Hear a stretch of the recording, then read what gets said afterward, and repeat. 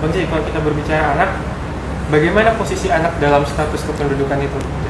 Ya, bahwa yang namanya penduduk adalah warga negara Indonesia ataupun warga negara asing yang bertempat tinggal di Kota Bandar Lampung khususnya.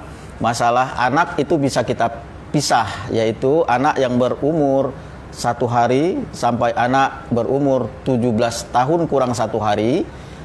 Itu kita berikan hak, yaitu yang dinamai dengan KIA, Kartu Identitas Anak atau KTP-nya anak-anak. Nah, kalaupun yang di sisi lain, dia harus memiliki juga sebagai pengakuan sebagai warga, dia harus memiliki akta kelahiran, yaitu anak yang berumur 1 hari sampai anak berumur 18 tahun. Kalaupun secara terurai, saya bisa menginformasikan bahwa penduduk Kota Bandar Lampung di tahun 2020 yang sudah memiliki akta kelahiran dari jumlah 241.715 jiwa, itu kalau kita presentasikan mereka sudah mempunyai, yang sudah memiliki akte kelahiran sebanyak 98%. Dan yang kedua, untuk 2021 itu sudah memiliki yang anak menjadi 345.918 jiwa, itu sudah mencapai 99%.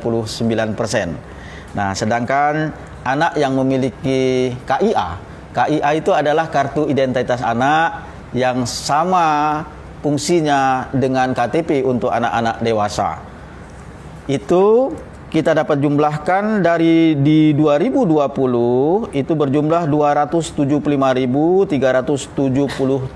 jiwa anak dengan persentase yang memiliki 48%. Dan di 2021 298.457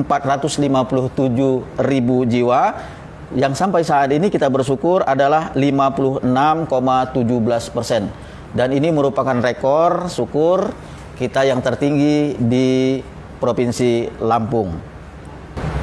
Memang artinya kan di anak-anak di Bandar Lampung memang sudah hampir secara 100% memiliki hak atas sipil ya Bang. Ya. Tapi Bang Jai, kalau kita berbicara anak, sebenarnya di Bandar Lampung ini perbandingan antara jumlah anak dan orang dewasa ada berapa Bang? Ya.